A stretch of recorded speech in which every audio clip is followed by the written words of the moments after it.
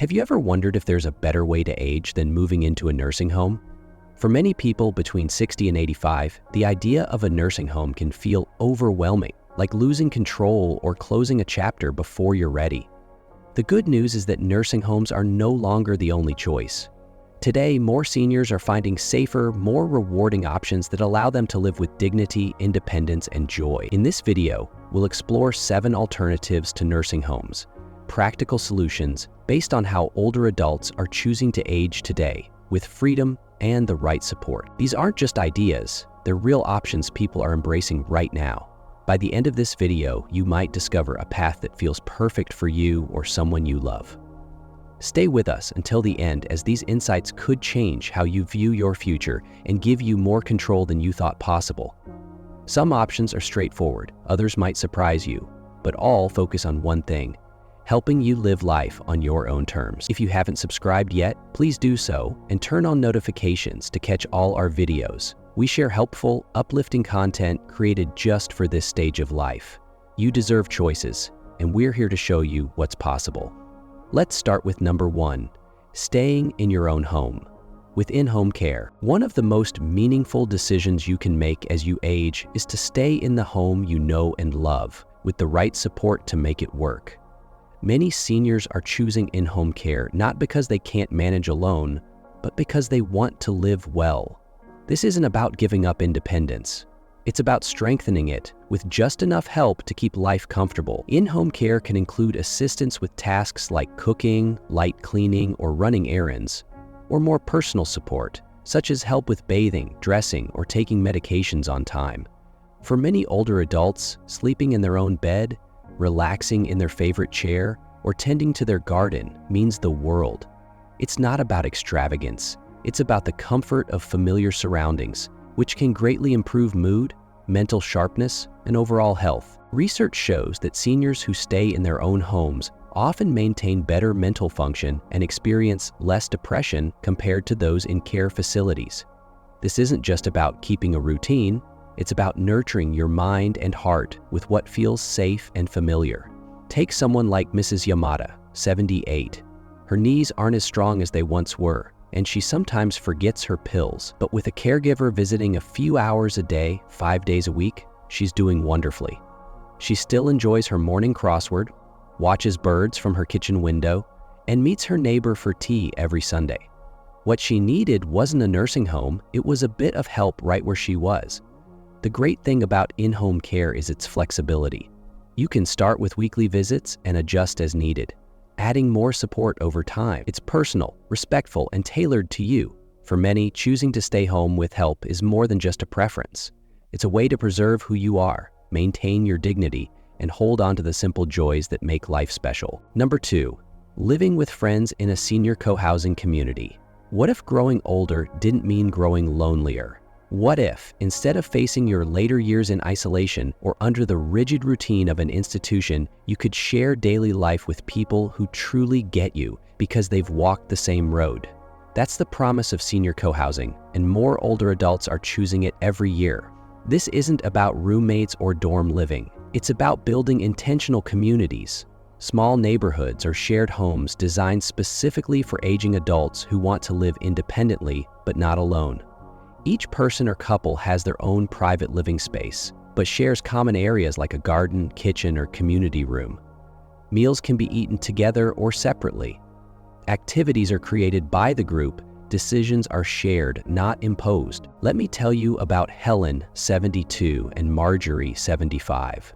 They were college friends who reconnected after both lost their spouses. One evening over tea, Marjorie said, "I'm not afraid of dying. I'm afraid of dying alone in a room no one visits." That moment changed everything. A year later, they moved into a senior co-housing home with 4 other women, each with their own suite, a shared garden, and a big kitchen filled with laughter. They cook together twice a week, trade book recommendations, remind each other to take their meds, and yes, they dance on birthdays. From a health perspective, co-housing reduces depression, boosts physical activity, and improves longevity. Studies by the AARP and the National Institute on Aging show that strong social bonds can lower the risk of heart disease, dementia, and even early death. But the most powerful benefit? Purpose. When you're part of a group that needs you, whether it's to water the flowers, set the table, or simply share your stories, you stop being a patient and start being a person again. Senior co-housing isn't available everywhere yet. It takes planning, cooperation, and in many cases, time to build. But for those who choose it, it becomes more than a house. It becomes a chosen family. You're never too old to make new friends, to build something meaningful, or to start again in a place where your voice is heard, your space is respected, and your days are shared. And maybe that's what growing older should really mean, not being cared for, but being cared with. Number 3, living with family in a supportive arrangement. Another growing trend is for seniors to live with their adult children, but not in the way you might think. This isn't about giving up your independence or becoming a burden. It's about creating a supportive, two-way relationship where everyone benefits. When done right, multi-generational living brings comfort, care, and connection into daily life. It allows older adults to remain deeply involved in their families' lives without feeling like outsiders or dependents. You might help with the grandchildren, pass down stories, or simply provide a calm, loving presence that brings balance to a busy household. From a psychological standpoint, this kind of living arrangement can help reduce loneliness and increase a sense of purpose. It's not just about being around people. It's about being needed, heard, and appreciated, and that matters a great deal more than many realize. But here's the key.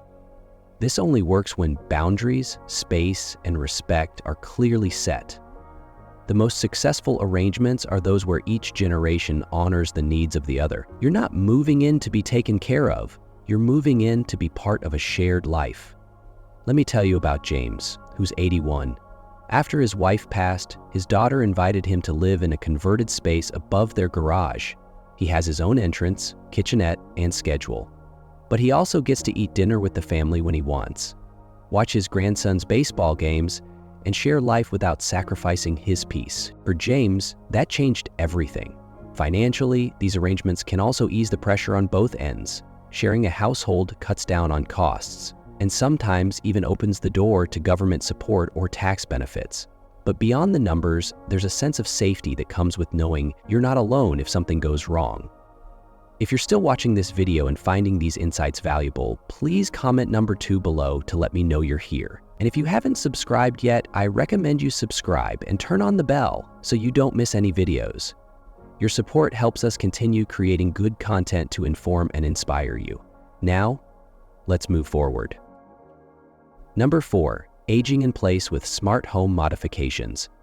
One of the most empowering solutions seniors are turning to instead of nursing homes, aging in place, with a little help from smart planning and thoughtful technology. It's not about staying put out of stubbornness. It's about reshaping your space so it works with you, not against you.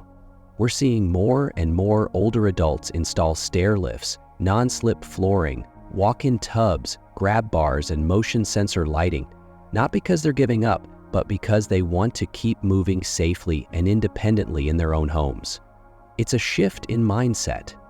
Aging in place doesn't mean ignoring change. It means planning for it, so you can keep living your life on your own terms. And then there's technology, voice-controlled assistants, medical alert systems, video doorbells, and even automated medication. Dispensers are helping seniors live alone while still staying connected and secure. These aren't luxury items anymore. They're tools for dignity. Psychologically, aging in place protects something priceless, your sense of identity. You stay surrounded by your things, your smells, your history. You sleep in your own bed. That kind of continuity can ground you in a way no institutional setting ever could. Linda, 79, remodeled her home after a fall. At first she felt embarrassed, like it was a sign she was getting old. But after just a few weeks, she told me she felt freer than she had in years. She could shower without fear, get around without asking for help, and go about her day without second-guessing herself. For families, supporting a loved one's choice to age in place can be a beautiful act of respect. It says, we trust you, we believe in your strength, and we're here to help you live where you feel most like yourself. It's not the easiest path, but it's often the most meaningful. When done with foresight and support, aging in place can bring back something that too many older adults feel slipping away from control. Shall we keep going? Number 5. Multi-generational living with clear boundaries. Another alternative that's gaining momentum, especially in tight-knit families, is multi-generational living. Now, this isn't the old-fashioned idea of moving in with your kids and just becoming the built-in babysitter or house help. The key word here is boundaries. Done right, living with family can actually strengthen relationships rather than strain them. It offers daily companionship, shared responsibilities, and emotional support that's hard to find in institutional settings. But without intentional structure, it can lead to resentment, exhaustion, and a loss of identity. The most successful examples I've seen start with open conversations. What are everyone's expectations? Who's responsible for what? What private space is guaranteed for? The senior, and just as important, what time and space is off limits to others? Think of it as co-living, not caretaking. Seniors in these homes often help with light chores, offer wisdom to grandkids, or simply bring a calming presence to a busy household. They're not sidelined, they're integrated. Mary, 83, moved in with her daughter and son-in-law after her husband passed. But she didn't become a background character in their life. They helped her set up a private suite, respected her morning routines, and involved her in family decisions. They even made her the official storyteller for their children's bedtime. She says she feels needed, but not used, supported, but not smothered. From a psychological standpoint, multi-generational homes can help seniors feel connected and purposeful, but they also demand mutual respect, patience, and the humility to admit when things aren't working and need adjusting. This isn't about going back to the old way. It's about creating a new way that blends tradition with modern understanding of boundaries and emotional health. If you're still watching this video and finding these insights valuable, please comment number 4 below to let me know you're here. And if you haven't subscribed yet, I recommend you subscribe and turn on the bell so you don't miss any videos. Your support helps us continue creating good content to inform and inspire you. Now, let's move forward. Number 6. Independent living communities with on-demand support. A lot of folks think the only options are staying home alone or going into a nursing facility, but there's a sweet spot in between: independent living communities that offer freedom with backup, not babysitting. These communities are designed for older adults who can mostly take care of themselves, but want to be somewhere that understands and respects their stage of life. You live in your own space, usually a small apartment or cottage, but you've got access to support when you choose, not because someone is checking in every hour. Meals, they're available but optional. Social events, they're if you want them. Help with errands or small medical needs, just a call away, but not breathing down your neck. That's the beauty of it. The big draw is community. Loneliness is one of the quietest killers in old age, not because it causes immediate harm, but because over time, it eats away at our sense of joy, identity, and even immunity. Being around people in the same life season can help replace isolation with shared stories, shared laughs, and shared purpose. And don't let the word community fool you. These places aren't cookie cutter. Some focus on wellness and nature, some on arts and creativity, others on lifelong learning. You can actually pick a place that fits your soul, not just your age. Ron, 78, used to dread retirement. His kids lived hours away, his wife had passed, and his house started to feel more like a prison than a haven. After moving to a community with a woodworking studio, walking paths, and a weekly film club, he told me he hadn't felt this alive since his 40s. He still goes grocery shopping and cooks his own meals, but now he does it after a morning walk with friends and a cup of coffee that someone else brewed. These communities are rising in popularity because they give seniors what we've always wanted: freedom, dignity, and connection. It's not about surrendering control, it's about expanding it with a safety net underneath, just in case. And that's the shift we're seeing more and more seniors, no longer settling for where do I go when I can't live alone, but instead asking where can I go to live best at this stage. Number 7, aging in place with smart home technology. There's something sacred about staying in your own home as you grow older. The walls hold your memories, the garden still blooms with the flowers your spouse once planted, and everything feels just the way you like it. But the truth is, for many seniors, staying home used to come with risks. Falls, forgotten medications, and the creeping fear of what if something happens and no one knows. But not anymore. With today's smart home technology, aging in place is no longer a gamble. It's becoming one of the safest, most empowered ways to grow old. And it's not just for tech wizards or the wealthy. The newest wave of tools is designed to be easy, affordable, and quietly powerful. Let's talk about fall detection sensors. They're not the old bulky buttons you had to wear like a necklace. These new systems can be installed in your walls or ceilings, detecting motion and alerting family or emergency services if you take a tumble.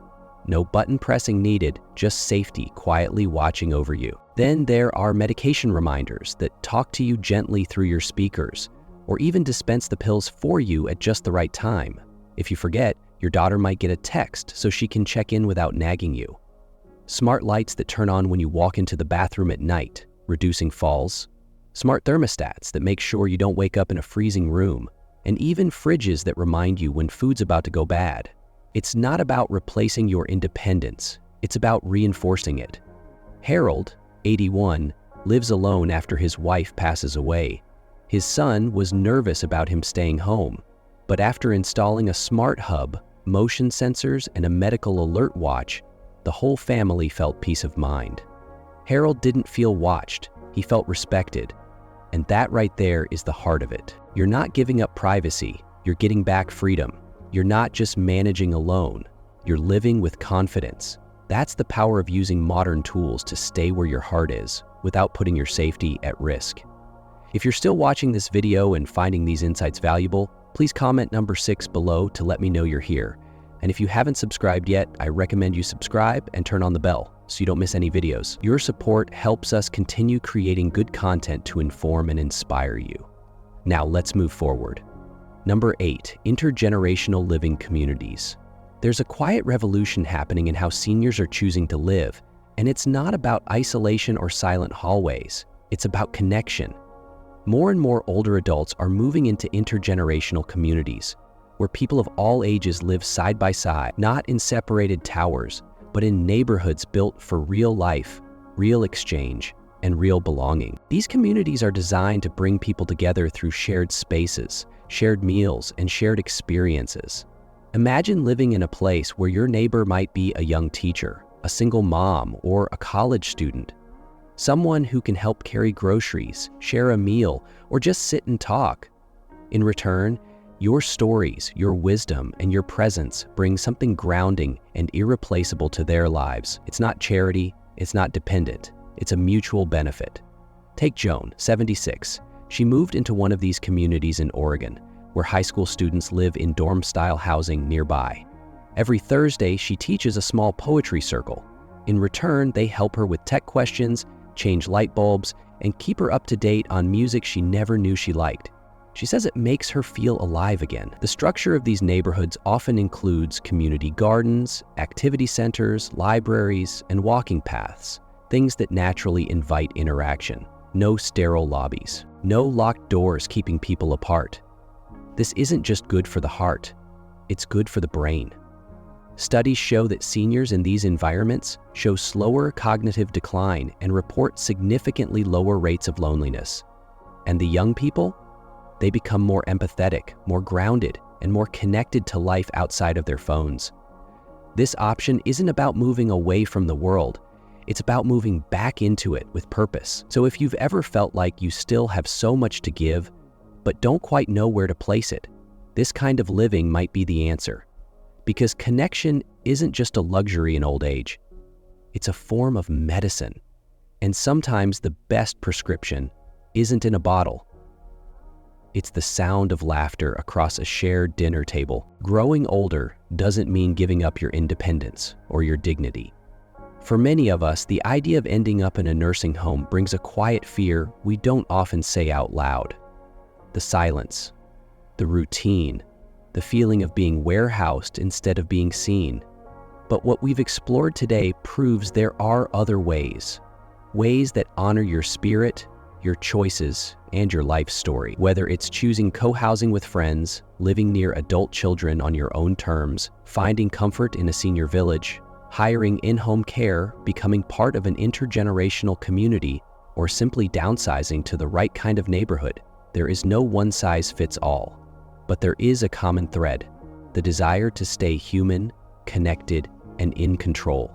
You've lived too much life to hand over the keys without thought. So ask yourself, which of these solutions speaks to you the most? Which one makes your shoulders drop a little just thinking about it? Because the goal isn't just to extend your years, it's to make sure those years still feel like yours. Thank you for joining us today. We'd love to hear from you. Leave a comment below and share one thing you learned today and how you plan to use it in your life. Your thoughts are important to us, so don't hesitate to share them. Because reading your comments gives us great motivation and encouragement. If you enjoyed this video and found it helpful, please like, subscribe, and share. Your support helps us continue creating good content to inform and inspire you. Thanks for watching, and we look forward to seeing you in the next video.